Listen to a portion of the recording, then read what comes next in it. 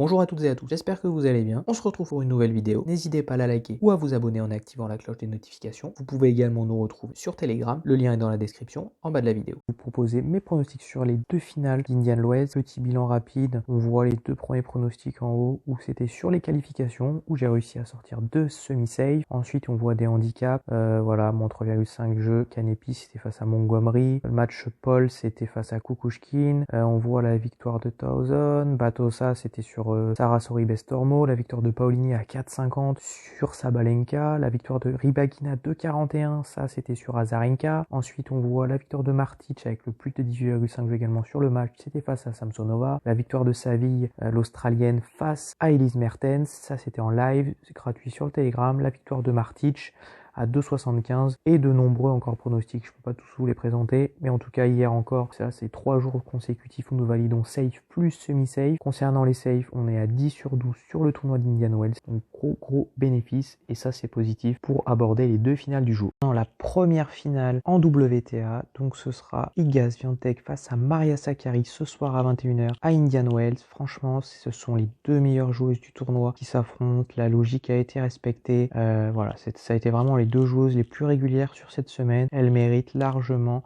d'aller en finale et de s'affronter. Ce sera pour la deuxième fois après la finale à Doha fin février où Iga Swiatek avait déjà remporté, c'était 6-4, 6-3 je crois, face à Sakkari. Enfin, en tout cas elle a remporté 2-0, mais c'est ça, 6-4, 6-3 face à Sakkari. Elle l'avait vraiment dominé, donc attention, vraiment très compliqué à analyser ce match. Les cotes, faut pas vraiment regarder les cotes, hein. Ça veut pas dire que pour moi Iga Swiatek est forcément largement favori en regardant les cotes à 1,52 et à 2,50. C'est vraiment du 50-50. Sur ce match-là, je vois quand même un plus de 18,5 jeux à 1,38 qui est plutôt bien coté, je pense, qui est intéressant à tenter. Pour moi, ça restera quand même un pronostic safe, même si Iga Swiatek est capable de faire vraiment très mal à Maria Sakkari. Concernant ce pronostic-là, ce sera le safe. Après, ce sera même pas un semi-safe, ce sera plus du semi-fun.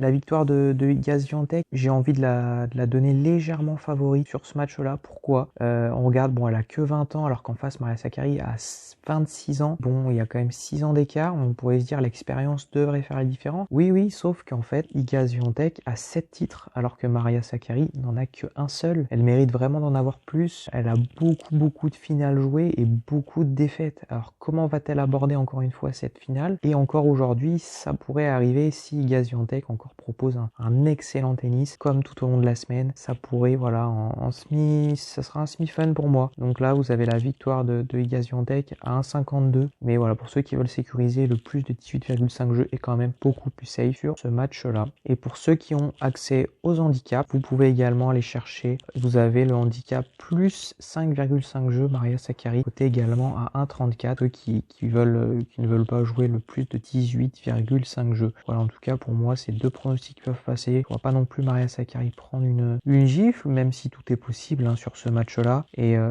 mettre un handicap à moins 1,5 jeu, moins 2,5 jeux sur Iga Swiatek à 1,72, c'est même pas forcément intéressant, même s'il pourrait y avoir une finale peut-être quand même à sens unique. Donc voilà, vous avez mes avis en tout cas sur cette première finale en WTA qui est à 21h ce soir. Concernant la finale ATP, on retrouve Rafael Nadal et Taylor Fritz en finale ce soir à 23h après la finale WTA. Donc comme vous le savez, Rafael Nadal a éliminé Alcaraz, un petit peu déçu, hein, c'est vraiment joué à pas grand chose. Alcaraz a breaké 5 fois Nadal alors que Nadal l'a breaké 6 fois. Une seule fois de plus, donc c'est vraiment, ça se joue sur quelques détails, mais c'est comme ça, les grands joueurs arrivent à faire la différence, souvent sur quelques détails, et là, en tout cas, ça aura fait la différence, il accède encore une fois à la finale. Au total, Rafael Nadal a remporté 106 points, Alcaraz 102, au final plutôt satisfait, car les deux pronostics safe sont passés assez facilement. Je voyais Alcaraz ne pas marquer 5 jeux de moins que son adversaire, donc le handicap plus 4,5 jeux qui passe facilement hier en safe, et le plus de 19,5 jeux également. Du côté, donc voilà, Fritz réalise un excellent tournoi, il est à domicile, poussé par son public. Hier, il réalise un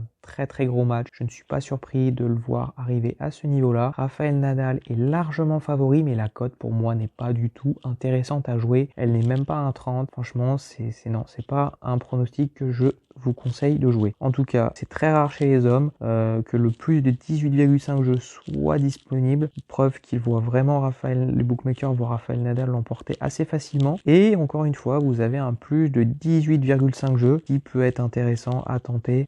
Fritz est un excellent serveur. Bon, on sait que Rafa est un excellent relanceur. Donc voilà, ceux qui veulent tenter un safe, voilà, c'est plus de 18,5 jeux en tout cas, peut être intéressant à tenter sur ce match-là. Et ensuite, vous avez le handicap de Taylor Fritz également à 5,5 jeux, à 1,40. C'est pas un match facile à analyser, hein. Encore une fois, Rafael Nadal risque de montrer que c'est lui le roi, mais pourquoi pas mettre un petit billet sur Taylor, un petit 10 €. Voilà, la cote est à 4,20. Ça peut se tenter, tout est possible, vraiment poussé par son public. On voit que Rafael Nadal cette semaine est quand même passé très très proche de l'élimination à plusieurs reprises, et cette fois-ci, même s'il est habitué au final, etc., ça pourrait peser dans la balance, et la puissance de Fritz peut faire la différence. Voilà, tout est possible sur ce match en tout cas. J'espère avoir deux grosses finales ce soir, que ce soit en WTA et en ATP. Donc vous avez en tout cas mes avis sur les deux finales et les pronostics à tenter, safe ou fun,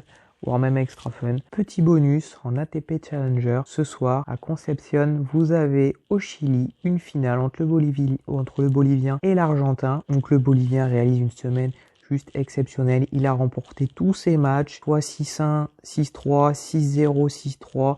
Il a même bénéficié d'un forfait vers le 15 en milieu de semaine. Donc il a bénéficié de quasiment 3 jours de repos, alors qu'il il a enchaîné d'un tournoi la semaine dernière où il a été vainqueur également. Donc difficile d'enchaîner. C'est rare qu'un joueur arrive à gagner 2 tournois de suite, mais le fait qu'il ait bénéficié d'un forfait et qu'il ait pu se reposer, eh bien ça permet aux Boliviens d'être encore en pleine forme, et il est juste dans une forme incroyable. L'Argentin peut créer la surprise, hein. Les deux joueurs sont quand même assez proches l'un de l'autre, mais le Bolivien écrase tellement ses adversaires actuellement. Voilà, c'est souvent 6-0, 6-3, 6-1, 6-3, je crois que c'est son pire résultat de la semaine. Il concède que 4 jeux en moyenne par match. C'est même pas une moyenne, c'est ce qu'il a concédé le plus, c'est de concéder 4 jeux dans un match. C'est juste très très peu, et je le vois potentiellement pouvoir gagner.